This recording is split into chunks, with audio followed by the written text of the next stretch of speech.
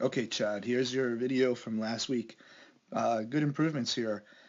So we were working on you just getting a little bit looser, getting a little freer in the beginning of your delivery so your body can just be in sync and relaxed and more rhythmic with a little bit more, um, with a quicker first movement, right? We're working on just getting a quicker first movement so you can get off that leg, you can power your stride down using that momentum.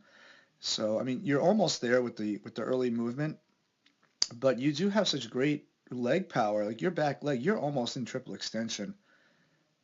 I'm going to go to the top video first. Let me just get this one back here. I want to show you where your triple extension is. Triple extension is, remember, it's the knee that extends the ankle and the hip. You're almost there with the hip. Let me just show you here. So when triple extension occurs, it usually occurs right before front foot plant. And take a look at how nicely you triple extend. Boom, right there. Now, typically when it's just before that front foot goes down and when this back foot is completely turned. So look at how close you are to being there. I mean, if you can stride out just a little bit more and lower your center of gravity, I mean that's real good. Now the hip doesn't triple extend right up here. And partially because if you take a look at your front foot, it just you're just not opening it up yet. So I would really encourage you to work really hard on that front foot because when you're able to open that foot up, you trigger that front hip to open quicker, and that will release the back hip. It'll trigger both. It triggers the front, triggers the back. So even though you have this nice explosive movement right there into front foot plant, your hips are just not, you want your hips to be there when you open, and it's the front leg that is just not allowing your hips to open up yet. I mean, you got great back leg power right there. Boom, that last movement right there. Boom, that ankle kicking over is really good, but it's that front foot that's landing so closed off that you don't get a chance to open it. So when that front foot doesn't open, the front hip doesn't open all the way. It doesn't trigger the back hip to open. So as you're landing, you're opening your hips as you're landing. I mean, as you've already landed. So we want those hips to be open just before we land. And when that front foot opens and you power out of the back side like you're doing now with this ankle, then you'll get those hips to clear. Okay, so let me just show you here. In this video here at the top, watch how nicely, this is when you're working on getting that first movement, that early momentum, a little bit more aggressive at the beginning instead of being so deliberate and slow. Look at how nicely you kick that leg up. It looks really natural as opposed to this one down here where you just pull it up midway. It doesn't matter how high you kick it up at all. But if you're going to use a leg lift, use it for your advantage. And I think you're doing it a lot more to your advantage in the top video here because you're actually getting some momentum. And look at how much quicker you're out. So let me put you out here to just before you explode that ankle. I'm going to do the same thing in this video here. Just before you explode right there. And keep it down. So look at in this video how much further you're out already. There's a top video here. Look at how much further you're out.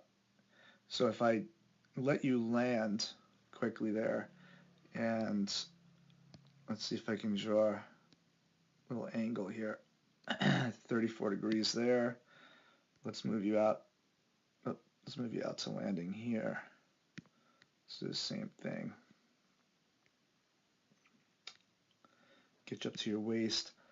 You're about 37. So you're lowered your center of gravity because you moved out quicker in the top video. So you're able to generate more forces off the ground. Look at how nicely you triple extend there. You almost triple extend. In this one, you're already on the ground with your front foot, and look at how far back your back foot is. So it's a big difference, right? So good job. We just got to continue learning how to get that early momentum, getting that aggressive move, and it doesn't have to be that aggressive. It just has to be something that starts you off so you can pick up your speeds better going down the mound. So with this nice leg lift you have here where you come up from here to here, let's get you back to the beginning here. You come up. So that's real good. It looks really comfortable. It looks natural. I mean, I think you can probably relax your arms a little bit more when you're working on this. You don't want to be so winged out. Keep them down, nice and relaxed. And then from here, right here, Chad, this is where you want, as the knee is coming up here, this is where you want to get a flex in the knee here so you can start to move out. You start to drift out. All right. But much better. I mean, that you're getting out quicker, you're getting out further. So you've lowered your center of gravity because you've gotten out further, which is nice. All right. So again, once we get to foot plant, we rotate, and when you're in full external rotation there, you see how straight your back is. We want to get this trunk to start to tilt a little bit more. And even in the top video here, you'll see the same thing. The trunk just kind of rotates. You're standing very tall. So you're using very minimal trunk rotation. And take a look at how you land your front foot here. You land your front foot, right? And boom, now it's down. Boom, right there. But look at how much you've rotated already. So I've already lost your front shoulder. You know, look at what your front arm, your throwing arm is all the way out there. Same thing in the bottom video. So you have early trunk rotation, which is killing your velocity, and you throw pretty hard. So if you can imagine how much harder you'd be able to throw, and how much less arm strain you'd have, right? I remember telling you that you have a lot of internal rotation right there. You see how you internally rotate a lot, so you're putting a lot of strain on your arm, and it's an injury waiting to happen because you're not getting arm velocity from back here, from where your arm should lay back, and then your trunk will start coming forward, and then the arm will come forward after that. You see how everything is happening at the same time. So you start to rotate your hips, and the shoulder comes along, and you really just don't get any trunk flexion even after you've released the ball. See how tall you are here? So we got to work here on getting this trunk to get much more involved. So you can get that 61-degree angle down to the 40s. Okay, this back is just, I mean, if I put it up to your ear, you're at 64. It's typically where we measure from the back up where the ear is. So, you know, part of the reason why you rotate early here is because I think we've mentioned this before, the hands, you're coming kind of upstream there with the hands instead of working downstream from the shoulder to the elbow. You know, your arm action isn't terrible, but when you lift from the hand like that, you see how early you get the hand up. The earlier you get the hand up, I mean, your hand is up right there and you haven't landed your foot yet. So you're in high cock position, you're ready to throw. So your brain is just going to tell you, oh, I got to rotate or else, you know, my body is going to snap. I need to rotate. So it's gonna rotate as soon as that arm gets up because you're wanting to throw, but you haven't even put down yet. So right there is when you get all the weight down, and I mean look at how much rotation you have already. So we work on getting that arm up a little bit later, get some more horizontal abduction in the back. Work on, like, instead of lifting the hand right there, let's work on pulling the elbows back behind the body a little bit more and allowing the wrist to be pulled up by the elbow rather than just swinging the hand up. Okay, so we want to work downstream. We want to work from the shoulder to the elbow to the wrist to bring the hand up, not working downstream and up and just lifting the hand straight up. That's going to delay rotation. And if you are in this position right here with your arms, when you've already landed, then your hips will be open more.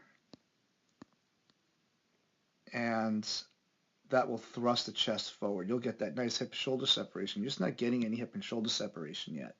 So you're getting a lot of throws from just being rotational, and you can get good power from doing that, but you can't get nearly as good as when you're getting that linear conversion. So right now your legs are doing a pretty good job.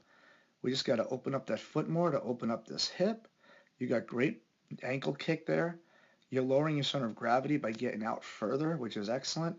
But now we got to work on getting that arm up at the right time so that it's just popping up right now as you get that foot down, not that it's already up and ready to go.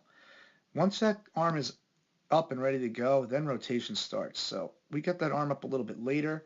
We're going to get some more hip and shoulder separation. It's going to thrust the chest out. It's going to lay the arm back, and then it's going to fire your arm forward at a much higher speed than it is now. All right? Hope that helps you out. I'll talk to you soon.